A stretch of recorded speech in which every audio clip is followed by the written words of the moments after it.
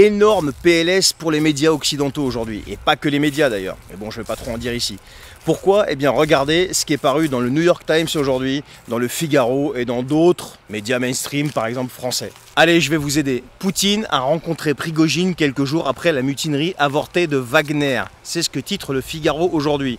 Je continue, je cite le Figaro. À l'issue d'une rencontre de presque 3 heures, les commandants de Wagner ont déclaré qu'ils allaient continuer à combattre pour la Russie. C'est ce qu'ils ont dit.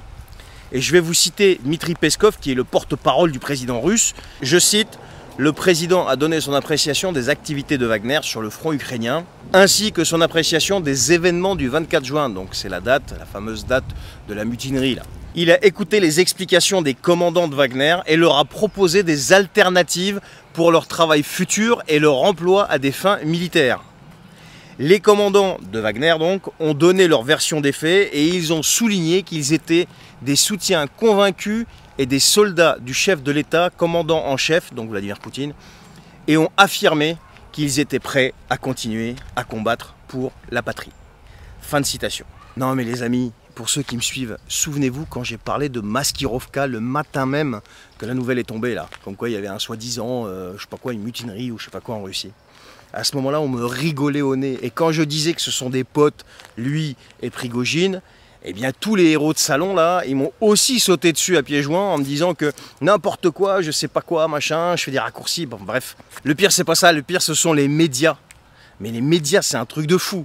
Ils se sont tous immédiatement engouffrés dans la brèche, mais tout de suite. Que le citoyen moyen, bon, se laisse un petit peu endormir, parce que c'est pas son boulot d'enquêter et que, bah voilà, donc il peut y croire. Mais les médias, franchement, mais vous êtes des journalistes. Et il y a des journalistes soi-disant d'investigation parmi vous. Mais comment ça se fait que vous plongez tête baissée? La seule explication, c'est que vous faites de la propagande, c'est tout.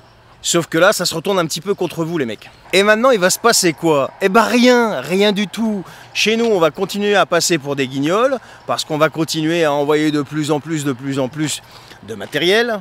Et pas que, mais on va encore plus passer pour des guignols. Pourquoi?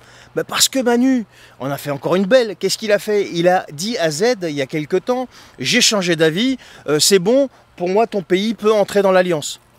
Mais la surprise est venue aujourd'hui ou hier, je sais plus. De qui? Eh ben de Sleepy Joe, du patron en chef, le cow-boy. Eh bien, il vient de dire non, bah non, Manu, tu te tais, c'est pas toi qui décides, c'est moi. Et je suis pas d'accord pour que le pays de Z entre dans l'Alliance. Alors, vous avez compris qui était Z, qui était l'Alliance, etc. Parce qu'on peut pas trop en dire ici, à cause de la fameuse liberté d'expression, vous comprenez? Alors, pourquoi il a fait ça, Sleepy Joe? Alors, à mon avis, soit parce qu'il vient de s'apercevoir qu'en face, c'était du lourd et que les systèmes économiques occidentaux, en fait, les économies occidentales, bah, elles n'arrivent plus à suivre. Hein. Et les ressources humaines aussi, ça commence un petit peu à flancher, tu comprends?